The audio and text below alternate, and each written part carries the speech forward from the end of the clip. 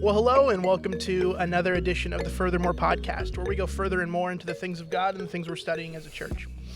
This week, we are going to be looking at the book of James and going through just James as a whole. I'm excited that this is kind of one of the few opportunities we've had. I hope to do more in the future, where we just kind of dig into a book and talk about the Bible. So this week, we are joined by Drake Holderman. Drake is one of the ministers on staff at Christ Church of Oronogo in Oronogo, Missouri.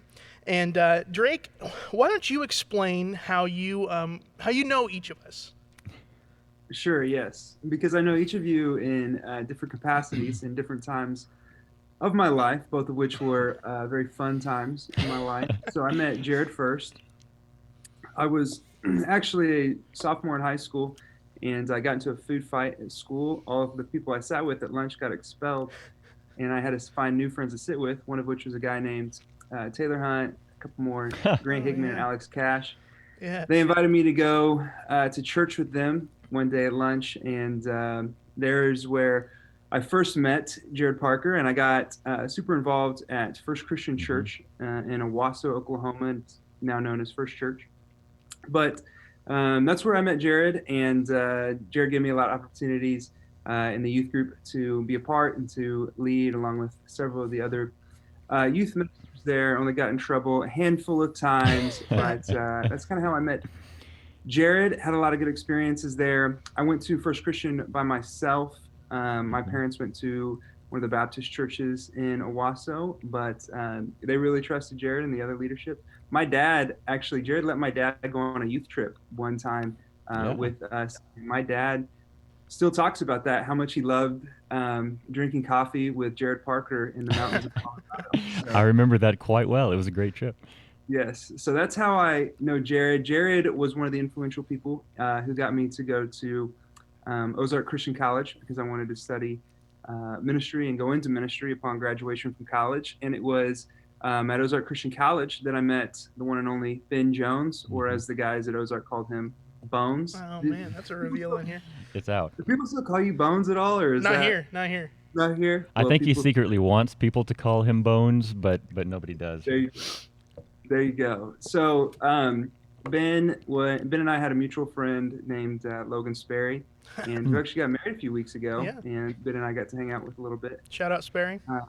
Shout out to Logan Sperry. Ben walked with my wife down the aisle and protected her from tripping because she's very pregnant right now. So I appreciate Ben doing that for me. But so I got engaged to my wife at Ozark, and one of my best friends, Luke Proctor, who's the president's son at the time, wanted to bring back a tradition called creaking, and which is basically where you take the guy of their clothes and you throw them into the creek by the camp or on the campus there, and which has since been banned on campus. Which is for good reason has been banned. So, anyways, luckily Luke has his diploma and is graduated. But, anyways, the week before that, Ben had defeated Luke in a kind of a pillow fight between two dorms, if you will. Like, we raided Ben's dorm, and Ben essentially beat Luke up. And so I knew I could run to Bones for protection from my own friends. And so I got Bones and Logan Sperry's help. And they actually didn't help me at all because Luke had a taser, and Ben ran away terrified of that taser and left me to be thrown into the creek on a cold December night. So. Yeah, well, man, this is funny. I've heard part of that story, but there's a few details that I hadn't heard. So that's interesting. That's really interesting. So it's my relationship with both of you guys. So two different times, but I appreciate both of you, and you're part of my life. So yeah, and somehow we both ended up working at the same church. So yeah. Well, hey, man, we are excited and just grateful that you would take some time to join us for this. We have.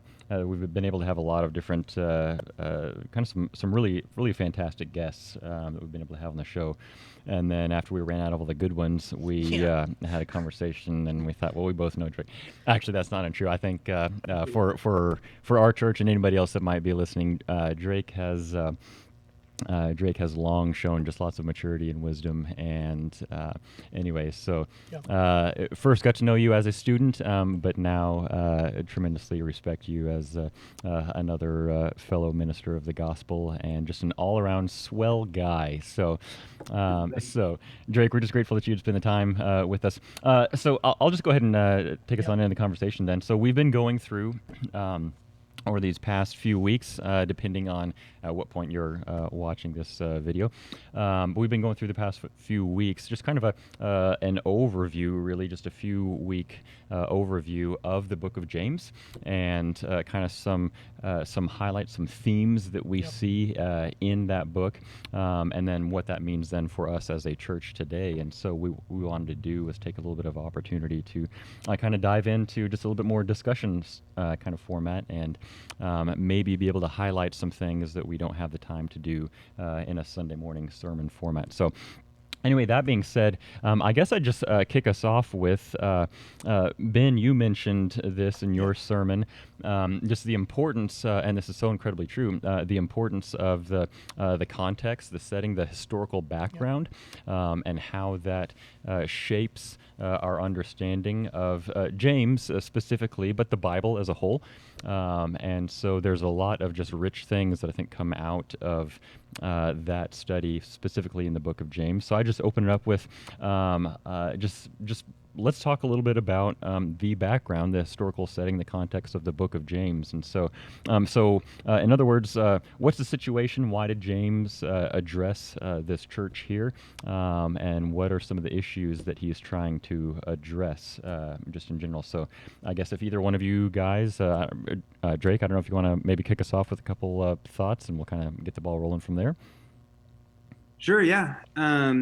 So with the book of James, I think there's two books that people most often say are their favorite books. One would be Romans, the other would be James, and you couldn't find two books that are both equally great but different. Romans being more of an argument and study, James being more, getting your hands dirty, practical. Not hands dirty in like a legal way, but a hard work, practical. Situation. And I think that's probably what the church there in Jerusalem needed to be reminded of from one of their leaders who had some clout to be able to speak in this way. We actually did a sermon series at Christ Church students through the book of James, and we called it In the Shadow of My Half-Brother, meaning, James being the half-brother of Jesus, both of them biological sons of Mary, and James, the biological son of Joseph as well. But you see the relationship between James and Jesus change a little bit there from some of those earlier glimpses in the gospel, where I don't know if he was just following the matriarch of the family or not, but he didn't seem to be favoring his brother. But then you start out in James, a servant of God and of the Lord Jesus Christ, right? Change there, and I think that title that he gives himself right there at the get-go sets the tone for the book. I am not trying to elevate myself or elevate my position, but from the leadership of this church here in Jerusalem to God's people scattered throughout, this is how we live our life. And so James finds himself in a situation where he lives in a world where war has torn. People are suffering. Other religions of the day are trying to climb the ladder. And James says, now look at my brother. He is our example. He's the one we follow. Let's go after the not popular, the not elite. Let's go after the poor. So he mentions the orphans and the widows. And he even addresses, some of those people in society who may be Christians, who may be in those elite classes. And he says we should not, think too highly of ourselves, basically. And so I appreciate that historical, that we can understand the historical settings, because it does give a lot of light as to what the church in that day needed and, what was going on. So it was funny, you talk about James and Romans, and it's funny, there are a lot of different themes, very different approach to the two. Martin Luther, it's almost of course, like there's tension. Absolutely. Not tension in the sense of conflict, but a tension in the sense of, trying to hold two things, in your hand. Sort of like with your kid. There's love and there's discipline, and those things aren't opposed to each other, but you hold them. You hold both of them together. In this tension, you have much. Actually, it was, Martin Luther. One of the great names of the Reformation.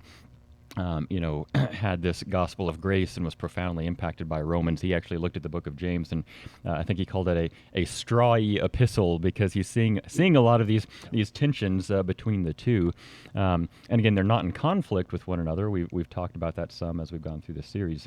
But yet, I think as you go through, James seems to highlight some things that, when you take Romans by itself, we talked about this, I think, in week 1, where some people were kind of taking some teachings of Paul and distorting them, and James kind of brings it back down to ground level, and tries to give us a better picture of what you kind of started referring to this, Drake, a better picture of what a true faith, what a true religion actually looks like. And so we see that really kind of go throughout, run throughout the Epistle of James. So anyway, sorry, I cut you off. No, You were about to say? You're good.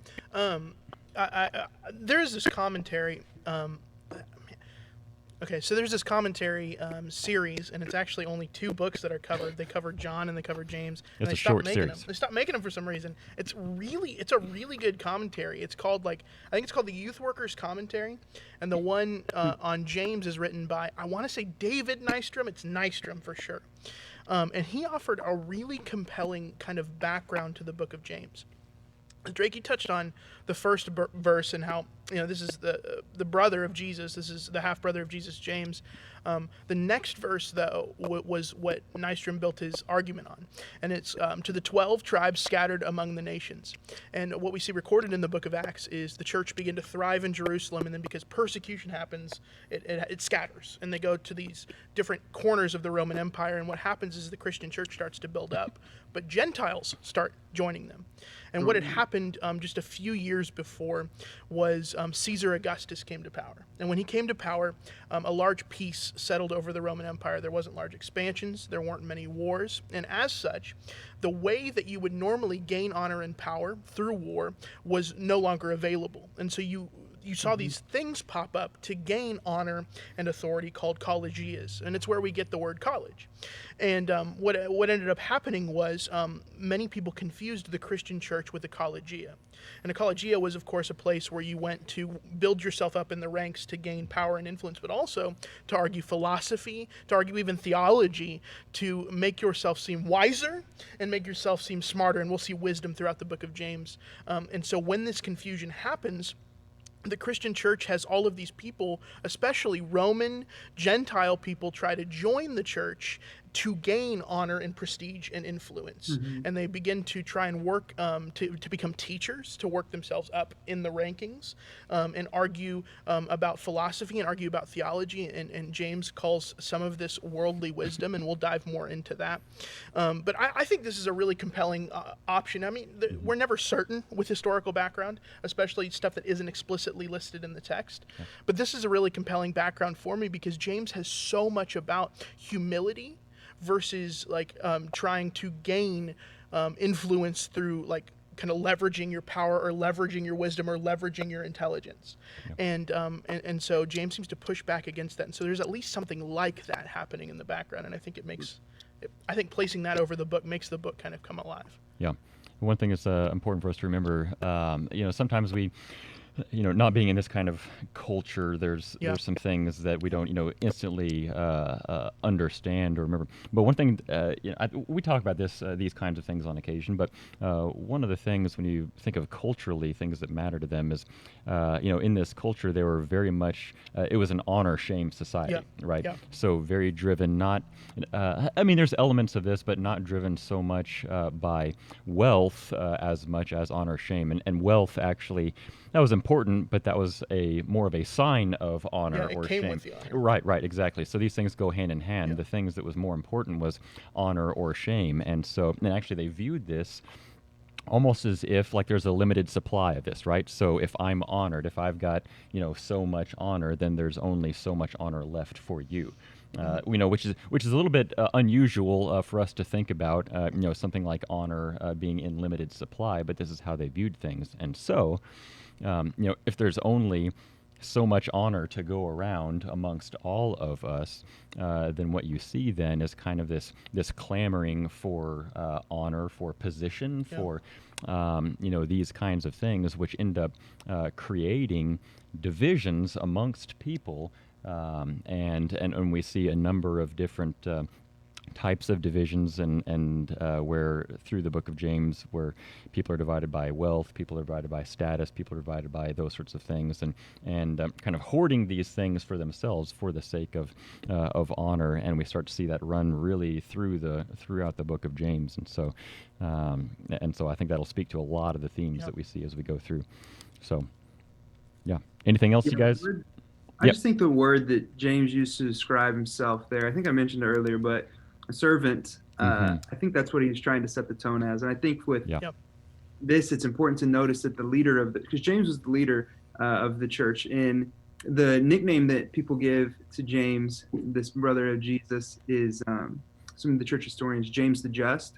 And so most people are like, they went like Conqueror or the Great or something like that. And James' nickname, so I think he's honored in history for what Christ called him to do, and as a leadership, or Christ calls all of us to do, is to seek justice for people. And so I think it's cool to note that we have a good leader on our hands too at the outset of this as well. So somebody who can write with integrity and not hypocritically to people and to the church and God's people scattered throughout. So that's good. Yeah.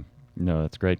In that case, then, so with some of this, this division, these tensions that are going on, how then, I guess I'd turn the page, to say then, how do we see this background, this kind of cultural influence going on? How do we see that kind of pop up in the different themes that we go through the book of James? Because James is, we talked about this a little bit before as well. James reads a little bit differently than do other types of epistles. You talked about Romans, where Paul's kind of making an argument, right? He's making a straight line. Well, James is doing the same thing. He's making an argument, and yet it doesn't read in the same way. Paul's kind of got shooting towards a specific direction. James, he kind of cycles through some of these themes at multiple times.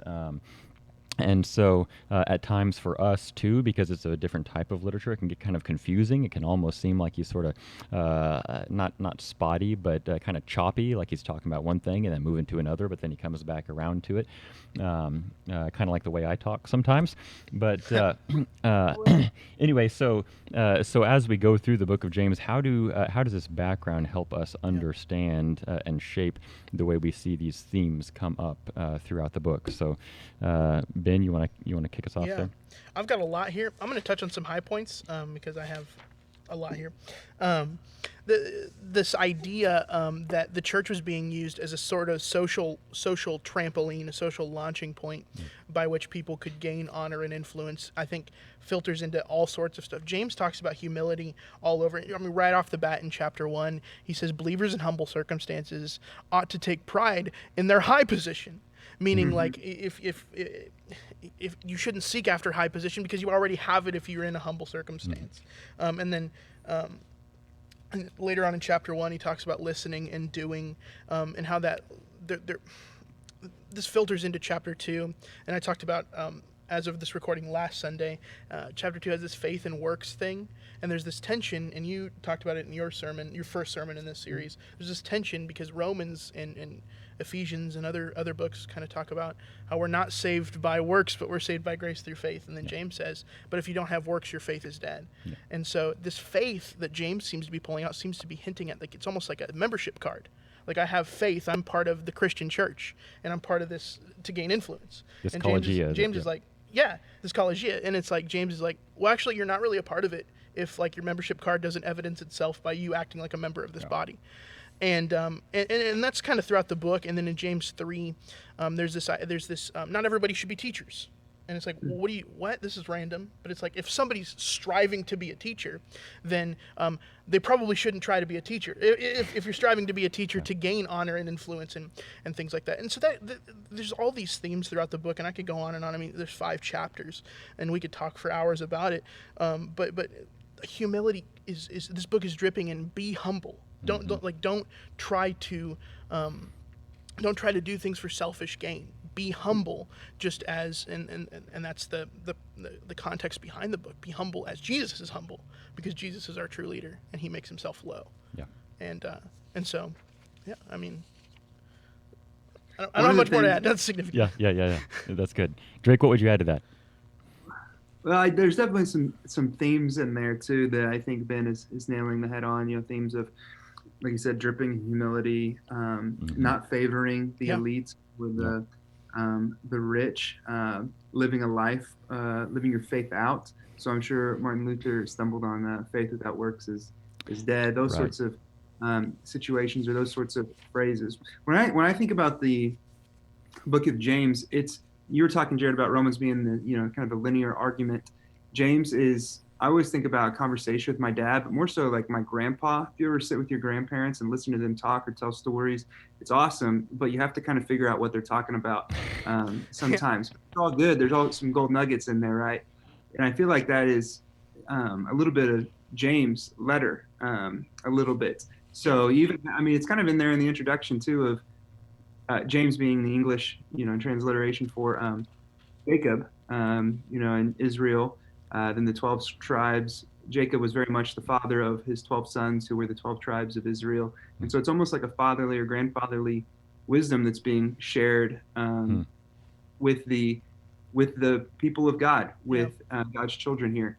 And so it's not hey, let me convince you of this. It's, hey, I know this is true, and this is how we are supposed to live. And these are the hard things that I'm going to tell you as well. Everybody likes to talk about the grace of God, and how grace abounds more than sin, and quotes from Romans, which are good and true, and I don't want to downplay one of the greatest writings of the world. But James is so practical in this, and he says hard things. So you have the themes in there that I'm sure James is hitting, but also you have this one thing that always sticks out to me at the end is James 5:16.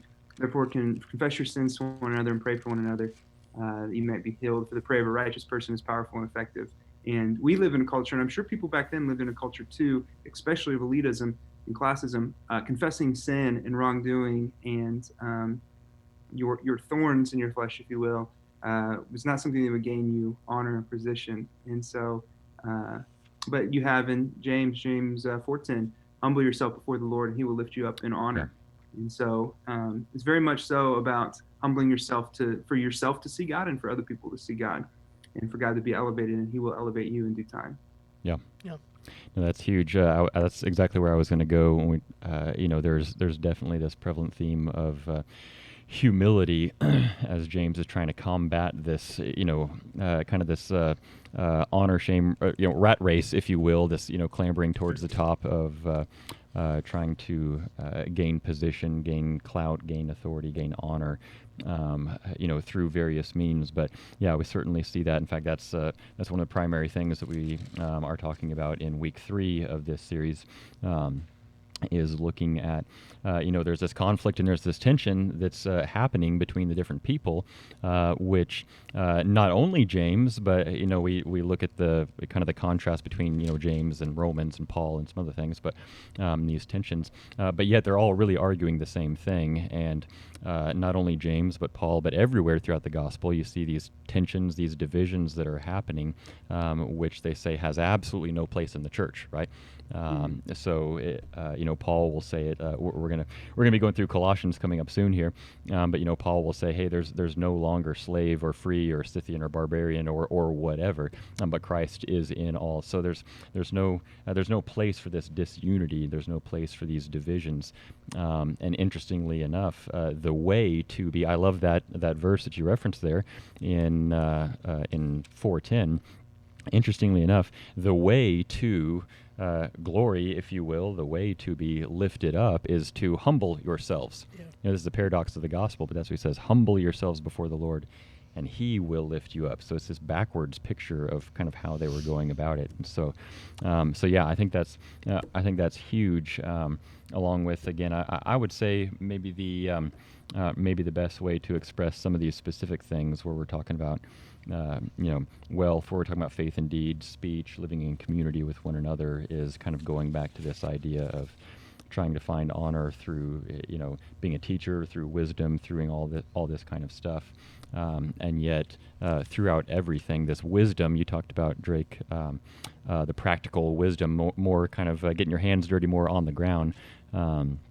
Real wisdom is not just having this mental faith, but rather it's having a faith that expresses itself. If there's no expression of your faith, then whatever you have, it's not the faith of the gospel. It's not the faith that Jesus teaches. It's not the faith that Paul teaches. It's not the faith that James teaches. And so, like in chapter 1, verse 26 and 27, he says, "Those who consider themselves religious, but don't keep a tight rein on their tongues, deceive themselves, and their religion is worthless, but rather the religion that God accepts." And so he's setting up this dichotomy between, hey, here's what real faith looks like, and here's what real faith doesn't look like. And so, we see that all throughout. So, anyway. Yeah, the interesting comparison that Ben, I think you started us on with the academic practices of even today and probably most days, were to sit and to discuss, to philosophize, and that's not really what James tells anybody here to do. Now, I don't think that we should take that comment and run with our faith is, empty of reason or it's untested. But at some point, you can't just keep talking about the things that are true. You have to act on the things that are true. Yeah. So. And that's exactly what he's getting at when he talks about such wisdom does not come from heaven, but is earthly, unspiritual, demonic. For where you have envy and selfish ambition, there you find disorder and every evil practice, talking about this knowledge that puffs up, this knowledge that is for, and then he goes in and moves into, but the wisdom that comes from heaven is first of all pure, then peace-loving, considerate, submissive, full of mercy and good fruit, impartial and sincere. Peacemakers who sow in peace reap a harvest of righteousness. And all of that, the wisdom, that learning, that knowledge, all of those actions are doing verbs. Mm-hmm. Like it's stuff that we do to others. Yeah. And it's always in mercy and in justice and in all sorts of different things that we do to help. And like James talks about, the widows and the orphans. Yeah. And, the idea of these collegiate social clubs that they had, whenever you join a group, it's common in humanity to join a group for the benefits, right? So like if you're joining a country club around town, you're going to ask, hey, what can I get out of this club? Is the golf course nice? Is the food good? Is the whatever? And they try to sell you on that. But the church... Ben, do you have a lot of experience in this? With country clubs? Yeah. No. Man, I grew up in the hood, man. I don't know what you're talking about. But I grew up in a farm town. But you flip with the church, it's upside down. It flips upside down. It's not about the benefits that you can get from the church, although sometimes we treat it like that. We'll get into that when we talk about the application of the book. But it's not about how good is the preaching and can I get convicted every Sunday? And how good is the worship? And does the electric guitar really ramp up? And it's not like the stuff you can consume. Is the youth group really good for my kids? And those things are valuable and worth talking about. But really the question when we come to joining a church and being a part of a church is not, what can I get out of it? But how can I invest myself and give into it? Yeah. Right? Like, what ministry can I serve in? And how can this make my kids better servants? And how can I sacrifice myself for the greater good of the community of the church? Yeah. And it sort of flips the club mentality on its head. Yeah. And I think that is really poignant for the church. It's this last weekend, my girlfriend and I were walking, and we walked in a couple different places here in town. Drake, you probably won't be familiar with this, but one place we walked along was on Riverside, right by the Cumberland River. Mm-hmm. The other part is we went down to Dunbar Cave. And what I noticed was, at Dunbar Cave, the pond looked really, really different than the river, right? The river was like clear-ish. Clearer. Clearer. But at Dunbar Cave, it was a pond that kind of just had stuff flowing into it, and it was like green and goopy and gross. And it's like, why is that? because the pond doesn't have anything like flowing out of it. Right? And in the same way, like we become gross Christians when we have stuff coming into us, whether it's teaching, whether it's the grace of God, whether it's mercy, but have no grace and mercy flowing out of us. We become goopy and gross ponds. But when we become rivers, when we become lakes with outflows, we take in the grace and mercy of God, the teaching of the Word, prayer, all that stuff, and it comes out of us. As pure water to the people who desperately need to know about Jesus. I appreciate that illustration, especially Ben, going back to one more time in college when we hung out. You came over to my house, and I was renting a home that had a pool in it. And then it was October, and Ben decided to jump into the pool that had not been cleaned, this goopy and gross pool. So too many Christians jumping into goopy and gross things, man. I forgot about that. It was so cold, and I didn't have a change of clothes. Yeah, it was. But so right back now, to wisdom. So I'm right now memorizing the Sermon on the Mount with a couple of high school boys. Oh, nice. And one of the things that I've been learning from this is when you get into especially Matthew chapter 6, the first verse in Matthew chapter 6 is, "Be careful not to practice your righteousness in front of others to be seen by them. If you do, you'll have no reward from your Father in heaven." And then it goes through prayer and fasting and giving and all this and prayer. So anyways, it says every time referring to the hypocrites, is what Jesus calls them. He says, "Truly, I tell you, they have received their reward in full." But then he'll say something like, "But when you pray, go into your room, close the door, and pray to your Father who is unseen, and your Father who sees what is done in secret, future tense, will reward you." And so I kind of see that connection right now with the book of James. Like people who want their reward, they want to be elevated, man, they're getting their reward. It's empty, and one day it will be void. But our reward will come because we don't lift ourselves up, but God, the creator and sustainer of all things, will lift us up. Yeah. When we submit in obedience to him. Yeah, that's good. That's really good. You got that memorization down pat, man. Nicely done. I can't be the hypocrite youth pastor who doesn't try. There you go. I got 3 boys who are doing it right now, and they're smoking me, but. Nice. No, I love what you point out here. All these action verbs that we see in James, and what they were doing really was the things that the church was practicing. These wrong things that James is warning against and writing against are these these practices really of isolation. It's I'm trying to hoard wealth for myself. I'm trying to hoard honor for myself, and what that does is that isolates us from one another, right? And yet these actions that he's saying, all these fruits that we see that James talking about, are actually actions in community, things that we do to and for one another. But it's not an individual pursuit, which is why I can say, submit to God, humble yourselves before Him. God will lift you up. And so instead we see this picture of community and in living for one another, not just hoarding for ourselves like that, like the image of the water, that just becomes goopy and nasty, but rather what we have received from God. So, wealth, you don't just hoard this for yourself, but this is something that is supposed to be extended to others, or grace and mercy, what we speak to one another. And so great stuff. Yeah. In that case, then, I would ask the question, and we could probably, I'm sure we could run on this for a long, long time. But so what then does that mean for, the church today? 2 different contexts, very different worlds in which we live. And yet, James is just full of, like I said, practical wisdom. And so how do we take James's encouragement and instructions to the church there, and how do we put that into practice for ourselves today? So what do you guys think? Drake, you want to kick us off? Yeah, sure. I would say probably the most simplest way to put it is to be obedient. There's things in James like religion that God our Father accepts as pure and faultless is this, to take after orphans and widows. And so that's an easy one. That's an easy directive to hear. It should be probably an easy directive to follow.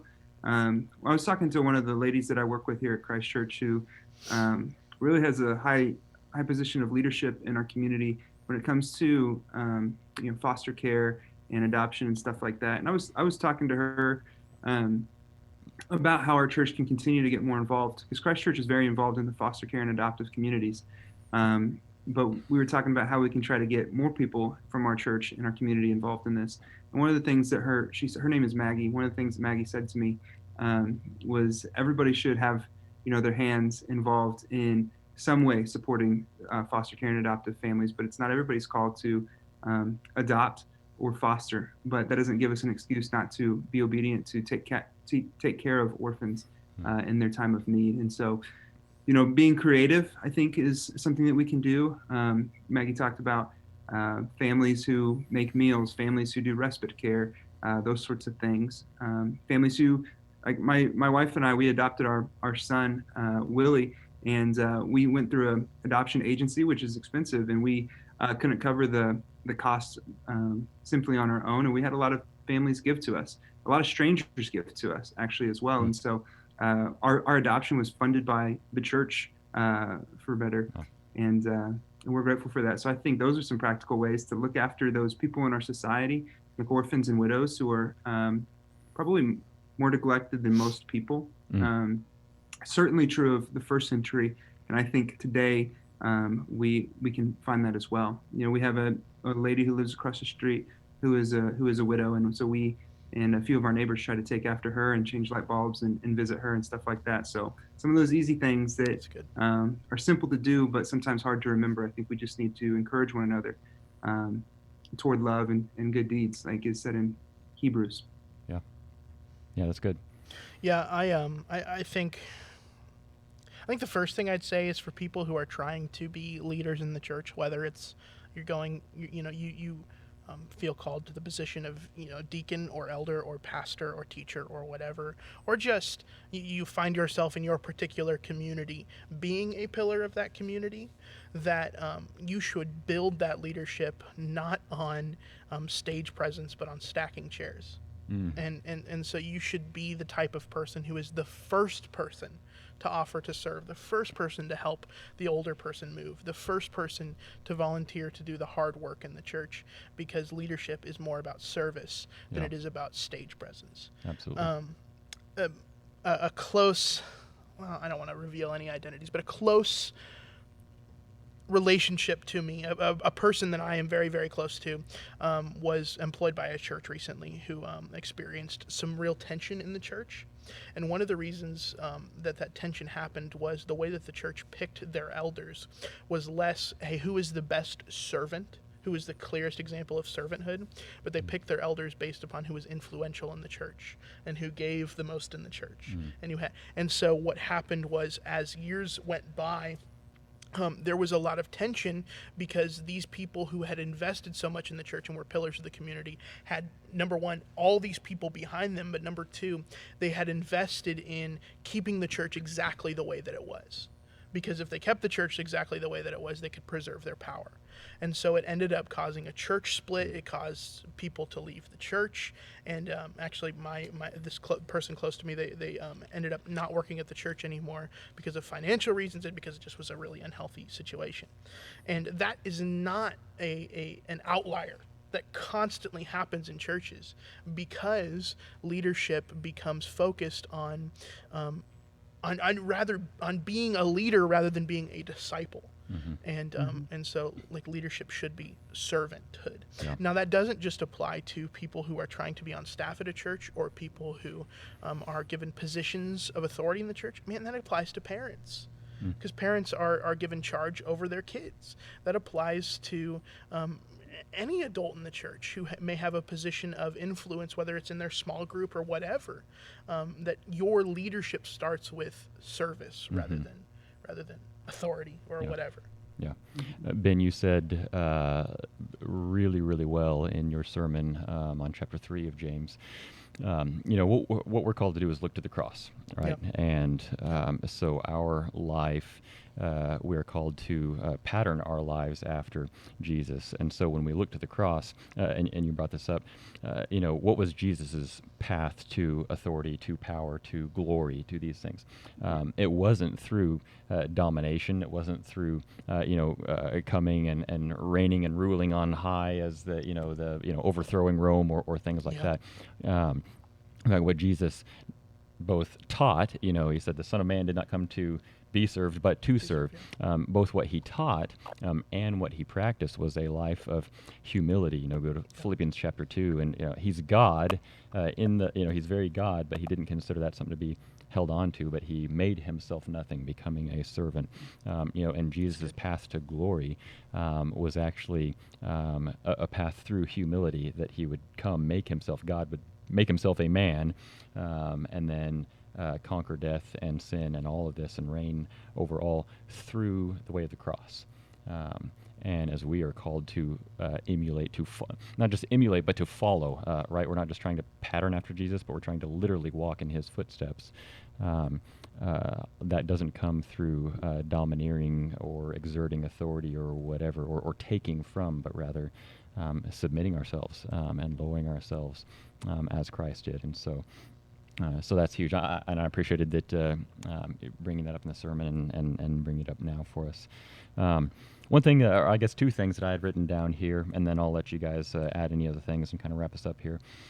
One thing I think for us to remember, because even though culture is different, but there's a lot of similarities in the book of James and things that happen in the church now, is for us to remember that the gospel supersedes divisions. Mm-hmm. Right. So throughout James, you see these different, class or these different ways in which they're being divided, and yet constantly what James is saying and what Paul would say and what Jesus would say is that the gospel is bigger than all of that, and we actually ought to be serving one another, taking care of one another, not finding ways to divide. And so the gospel supersedes that. But then the other thing that I have down here is that James seems to be really particular about, we talked about this, religion and faith is not just merely a mental exercise, or I belong to this collegia, or I hold this particular viewpoint, but rather it's something that is expressed, it shows itself, it reveals itself in the way we live. And so I would say, as a church, if the extent of our faith is just an intellectual agreement with the gospel, then what we have is not actually any faith at all. Yeah.